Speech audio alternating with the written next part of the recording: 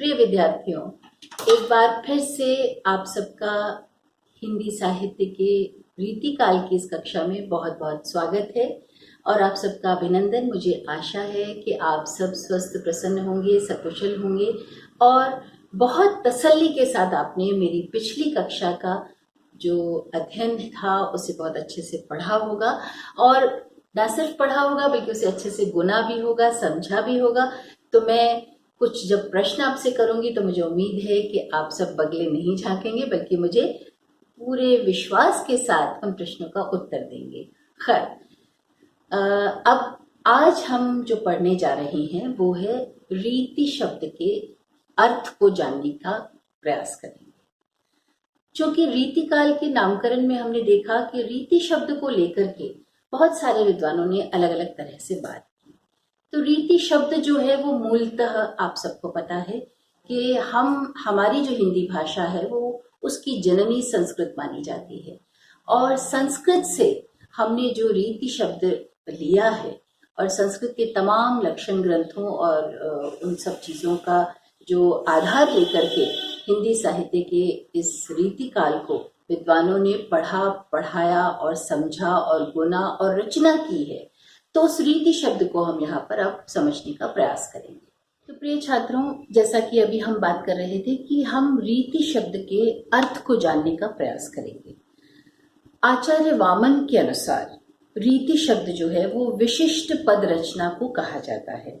यानी संस्कृत काव्य शास्त्र ने जो अपने प्रचलन में रहे जो 6 संप्रदाय थे, उन तमाम संप्रदायों में किसी भी काव्य रचना के अनिवार्य घटक के रूप में जो माना जाता है रीति संप्रदाय को, उस रीति संप्रदाय में इसका अर्थ जो है वो यही लिया जाता है, विशिष्ट पद रचना। वामन प्रभृति तमाम आचार्यों ने रीति को ही काव्य की आत्मा भी माना है। यानी ये जो विशिष्ट पद रचना है ये कविता के लिए सबसे महत्वपूर्ण घटक माना जाता है। तो चूंकि आचार्य वामन से और उनके तमाम ग्रंथों से हिंदी साहित्य के रीतिकाल के जो विद्वान पंडित थे वो सभी उससे प्रभावित रहे हैं, तो उन्होंने वामन प्रभृति आचार्यों की इस बात को कि काव्य की आत्मा रीति ही है यही माना और इसी के आधार पर तमाम रचनाएं भी की। तो इनके द्वारा इस रीति शब्द को व्यापक स्वरूप में मान्यता प्रदान की हिंदी साहित्य के जितने भी विद्वान थे उन सब ने, और उन्होंने ये माना कि काव्य संबंधी सभी घटक जो होते हैं, यानी रस है, अलंकार है, वक्रोक्ति है, छंद है, ध्वनि है, ऐसे तमाम काव्य नियम, काव्य दोष, काव्य गुण, यानी जितनी भी चीजें हैं जो कविता की रचना करने में अपना सहयोग प्रदान करते हैं, तो वो तमाम चीजें, तमाम घटक जो हैं वो इसके भीतर समाहित हो जाते हैं। यानी रीति का मतलब, यानी विशिष्ट पद रचना का मतलब इन तमाम चीजों का सहारा लेते हुए, इनका सहयोग लेते हुए, इनका उपयोग करते हुए काव्य रचना करना। तो हमने समझा कि रीति काल के भीतर जो रीति शब्द है उसका अर्थ, जो परंपरा प्रचलित अर्थ है वो क्या है। अब हम बात करते हैं रीति काल से क्या तात्पर्य लेते हैं। मोटे मोटे तौर पर उसकी जो परिभाषा है, उसका जो स्वरूप है, वो इन तमाम चीजों के प्रकाश में जो निकल करके हमारे सामने आ रहा है वो मैं आपसे साझा करना चाहती हूँ। यानी रीति काल का तात्पर्य ये माना जाता है कि काव्यांगों के लक्षण एवं उदाहरणों से संबद्ध ग्रंथों की रचना की अधिकता के कारण ये काल रीति काल कहलाता है। चूंकि हमने जैसे चर्चा की अभी आपस में मिलकर के कि ये जो तमाम चीजें हैं इनके साथ में काव्यांगों के जो लक्षण हैं, उनके उदाहरण हैं, उन पर आधारित रचनाएं हैं, इन तमाम चीजों का अस्तित्व रीतिकाल के भीतर सन्निहित था। इसीलिए इन ग्रंथों की उपस्थिति के कारण, इनकी उपलब्धता के कारण, इनकी अधिकता के कारण इस काल को रीतिकाल नाम दे दिया। तो एक मोटी मोटी चीज हमारे सामने निकल करके आ गई और बहुत स्पष्ट हो गया। मुझे उम्मीद है कि आप सब इसको समझ चुके होंगे। अब एक छोटी सी बात और आपसे मैं साझा करना चाहती हूँ कि रीतिकाल के प्रस्फुटन का क्या कारण रहा होगा। आप सोच सकते हैं कि रीतिकाल का उदय क्यों हुआ होगा, क्योंकि बहुत अच्छी परंपरा चल रही थी। आदिकाल के बाद भक्ति काल निकल करके आया और जो दक्षिण से भक्ति की धारा बह करके यहाँ तक आई थी उस धारा ने हमारे हिंदी साहित्य के इतिहास को बहुत समृद्ध किया, परिपुष्ट किया, और ये माना गया कि हिंदी साहित्य के इतिहास का स्वर्ण युग जो है वो भक्ति काल है। तो जरा सोचिए कि स्वर्ण युग से यानी सोने के युग से निकल करके हिंदी साहित्य के इतिहास ने ये जो टर्न मारा है, यानी ये जो घुमाव आया है रीतिकाल का, वो घुमाव क्यों आया? आप सब अच्छी तरह जानते हैं कि कविता की धारा भी नदी की धारा की तरह से अविरल कलकल बहती है, तो उसमें बहुत सारी चीजें अपना प्रभाव छोड़ती हैं।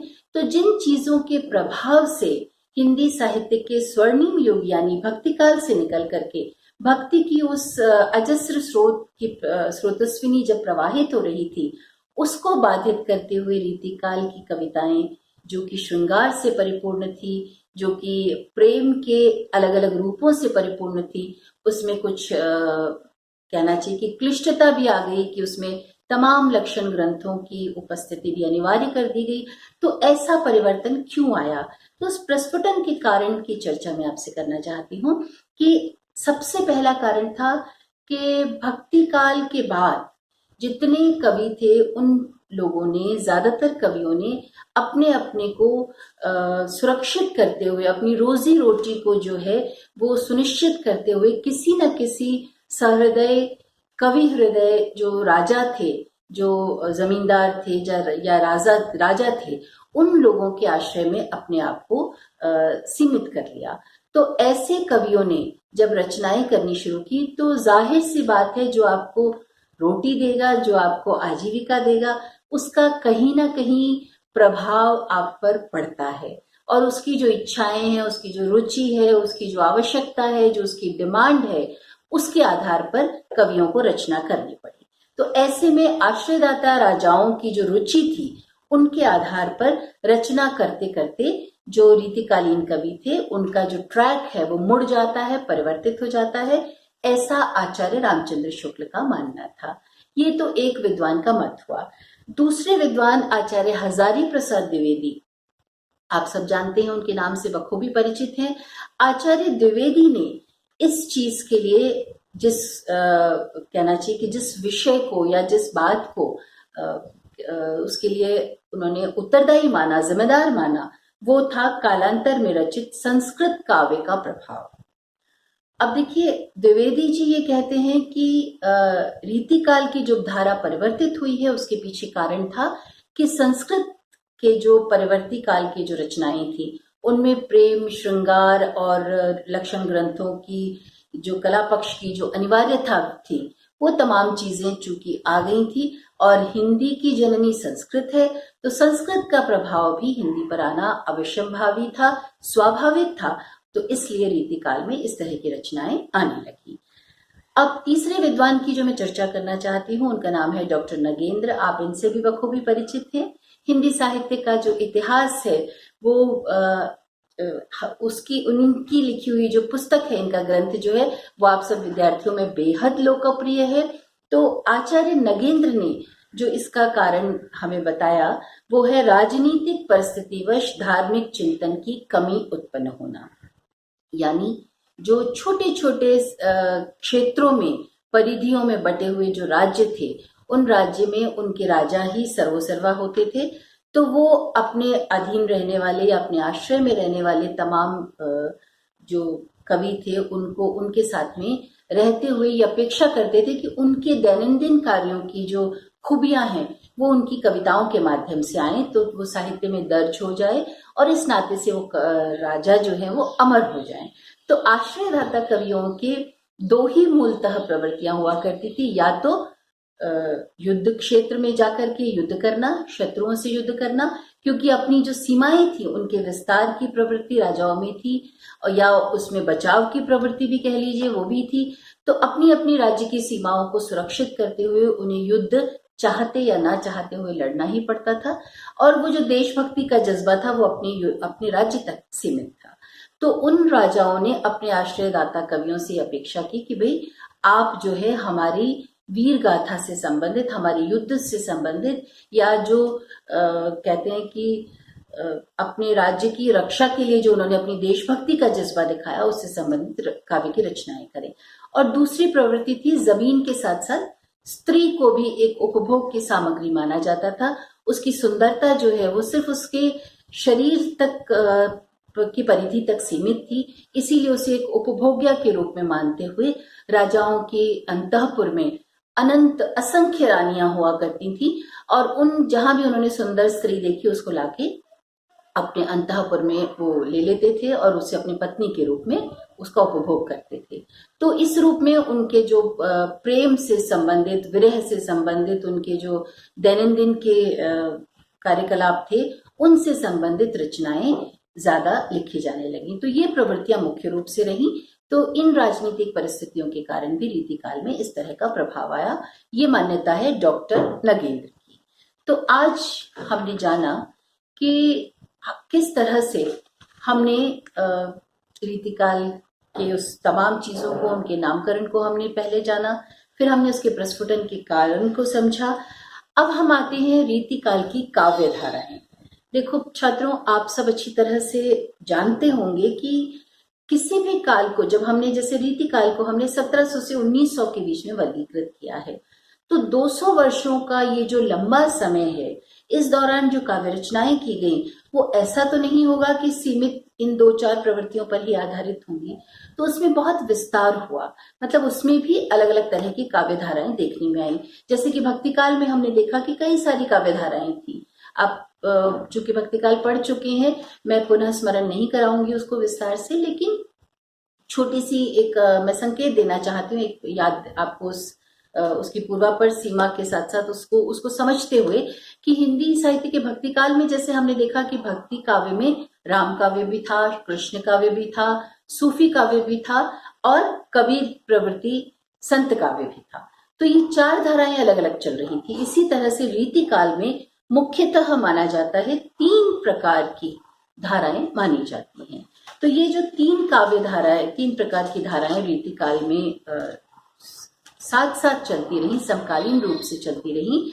उनमें 3 धाराओं के नाम हैं रीतिबद्ध काव्य धारा, रीति सिद्ध काव्य धारा और रीति मुक्त काव्य धारा।